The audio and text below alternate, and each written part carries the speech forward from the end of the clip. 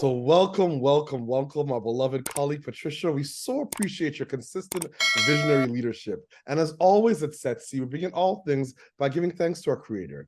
We give thanks to the original stewards of the various lands we're on. We acknowledge all our ancestors. We acknowledge all those who toiled without compassion or compensation. We acknowledge all our elders and community stalwarts whose shoulders we stand on as we build, share, and learn together for our collective liberation and sovereignty. So Patricia, can you please introduce yourself to our listeners and viewers and share a bit about your remarkable work?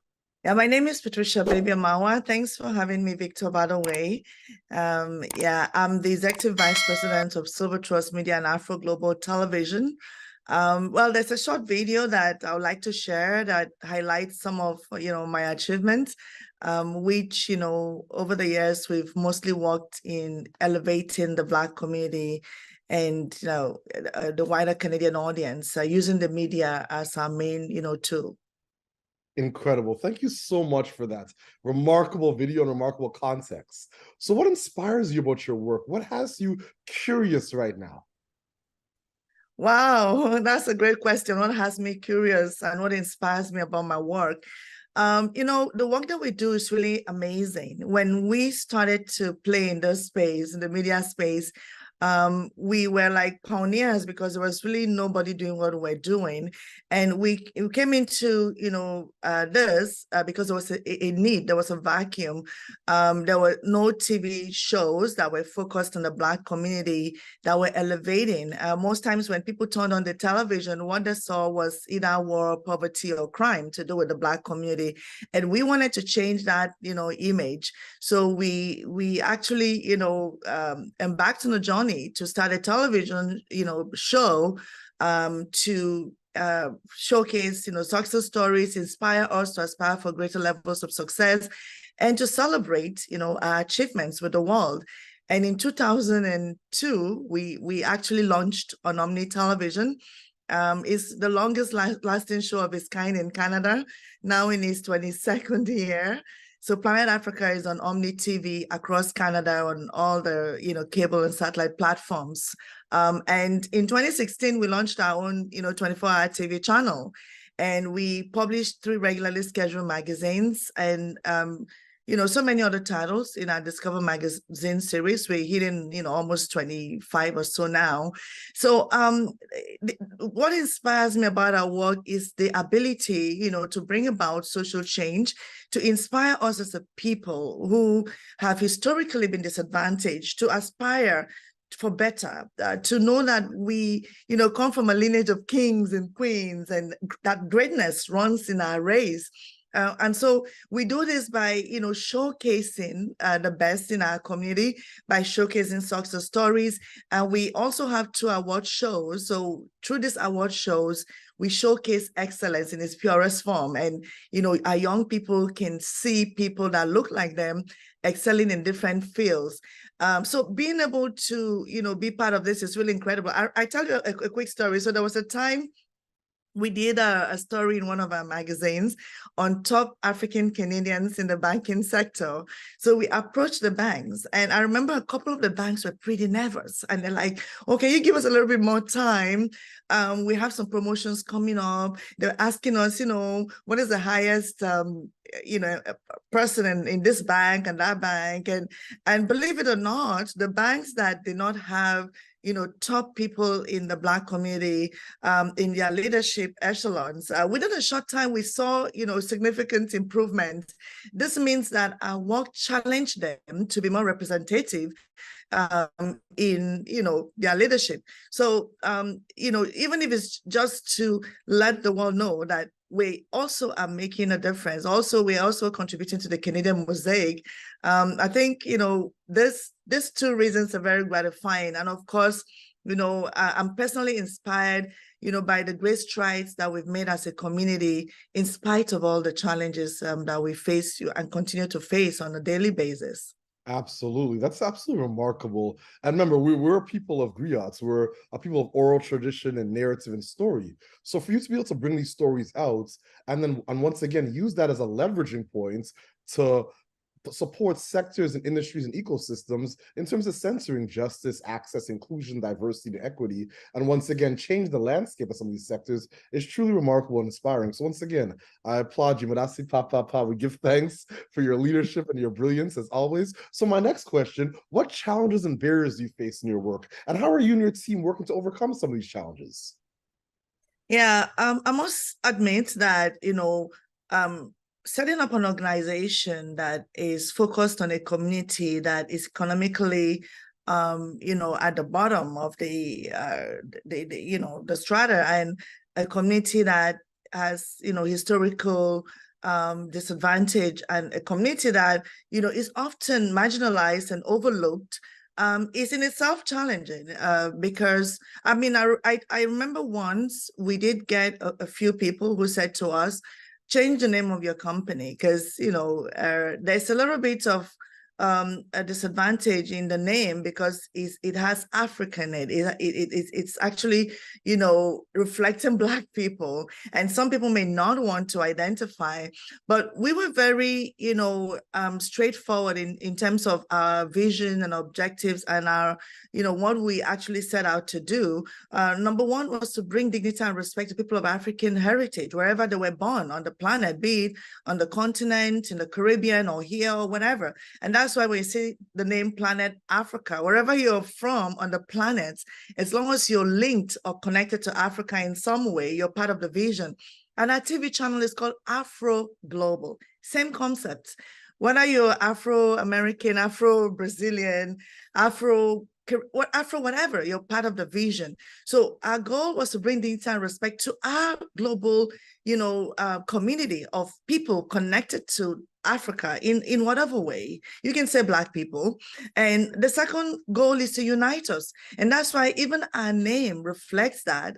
We wanted to unite us as a community to think like a people, not like a fragment or a fragmented group of people who are from here and there, but because we have, a central identity, which I think if we can, try to galvanize, we would be, not just at the top, but we'll be able to overcome a lot of the challenges that we face. Because the fact that we're still at the bottom in a lot of places is because of the fragmentation. So our second goal was to unite us. And the third goal, is to inspire us. And that's why for us, we don't showcase negative stuff, through our media platforms, because we know that the mainstream media does enough of that. So our goal is to inspire or showcase the best success stories and say, hey, you too can do it. You too can be whatever you want to be, because if you can see it, you can be it. So our challenges were multifold, actually. The first one is finances.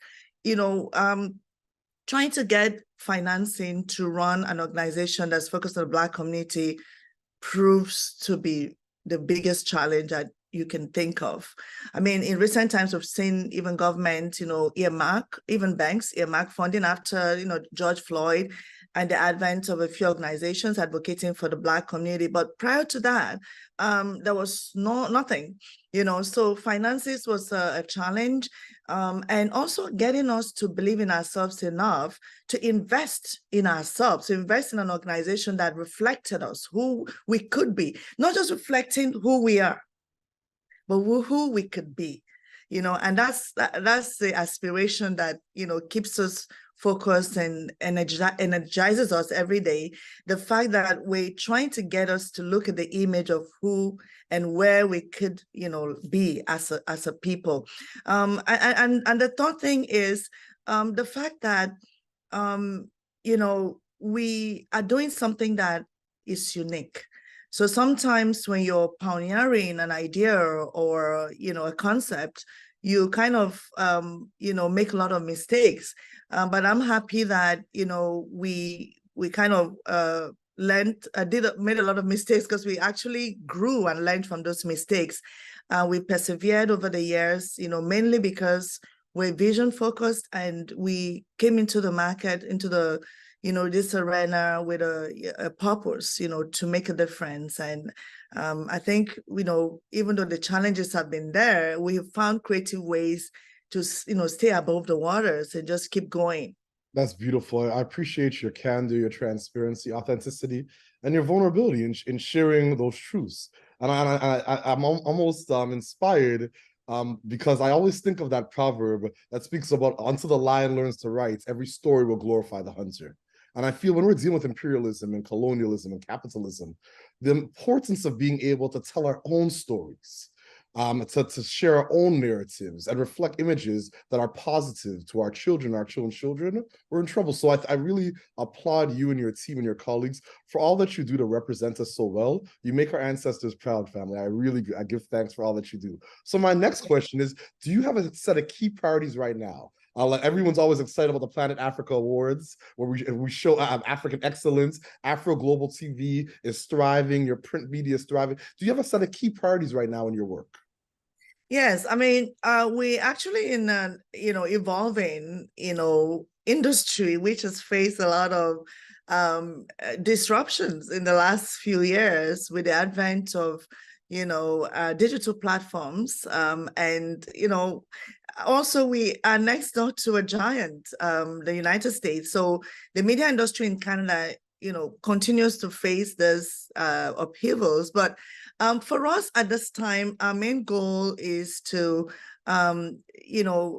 create digital platforms that will continue the work that we're doing, the work of, elevating and bringing dignity and respect to our people, uniting us and inspiring us to aspire for greater levels of success.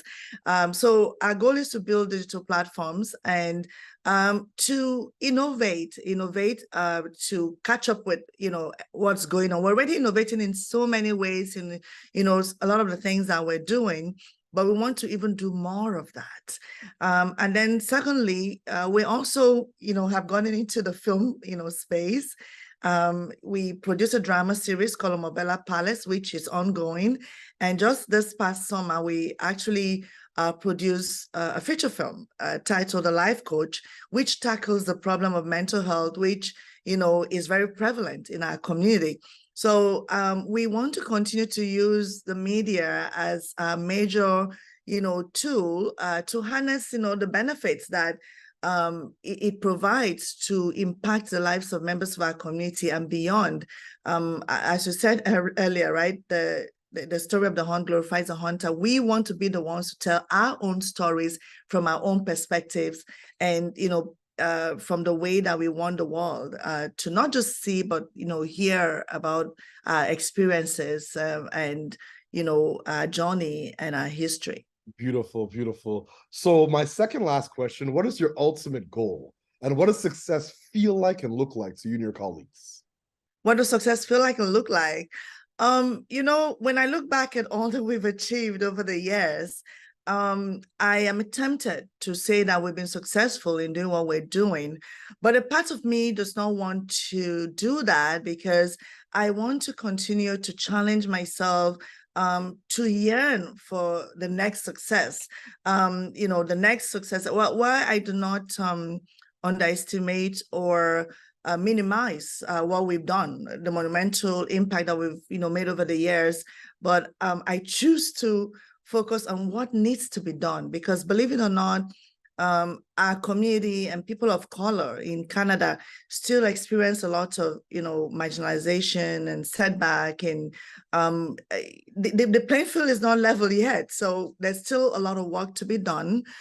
So we have to continue to advocate, to speak truth to power, and to inspire us as a people, not just to take risks, but to be bold, to go out there, to take our rightful place in society, and to leave our mark. The International Decade for People of African Descent, which is sort of ending this year, made a lot of countries, forced a lot of countries to put things in place to better the lives of people of African descent. But I must recognize that not too much has been done, and a lot more needs to be done. So all of us who work in this space, we still need to continue to put our eye on the goal to make sure that there's not just equality, but equity.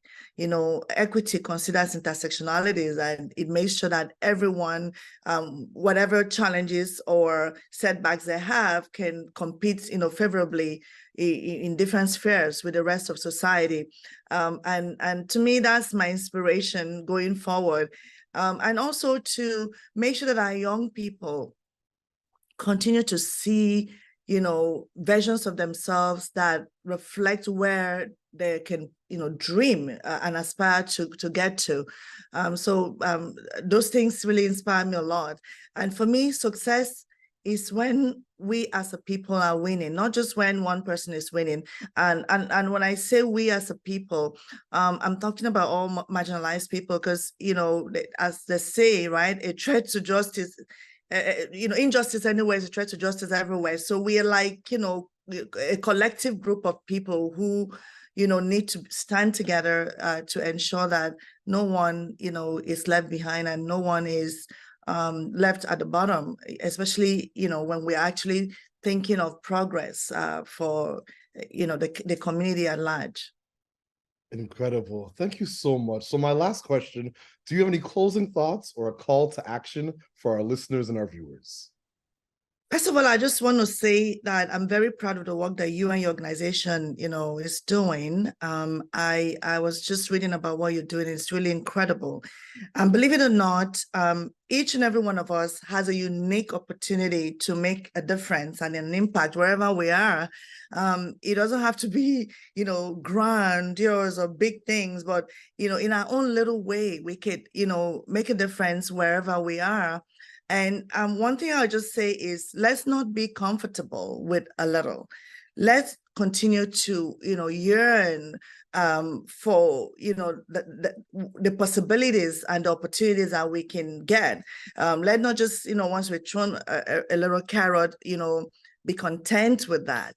Contentment is great when you're expressing gratitude, but contentment when it comes to achievements should not be limited, should not be something that is ever attained. It should be something that you continue to strive for, so that you can continue to learn and continue to grow. So that's what I would say to everyone. And I just like to say this all the time. If you can be excellent, don't be good. If you can be extraordinary, don't be excellent. Be totally amazing. Ashe, this was absolutely remarkable. I so appreciate all you do for so many, and all the words of wisdom and jewels that you provided to our listeners and viewers. And as always at SETC, we begin all things and we end all things by acknowledging our creator, by acknowledging the original stewards of the various lands we're on. We acknowledge all our ancestors, all those who toiled without compassion or compensation. We acknowledge all our elders, the community stalwarts, whose shoulders we stand on as we build, share, and learn together for our collective liberation and sovereignty. Thank you so much, Patricia, for all that you do. We appreciate you. Thank you. And thanks.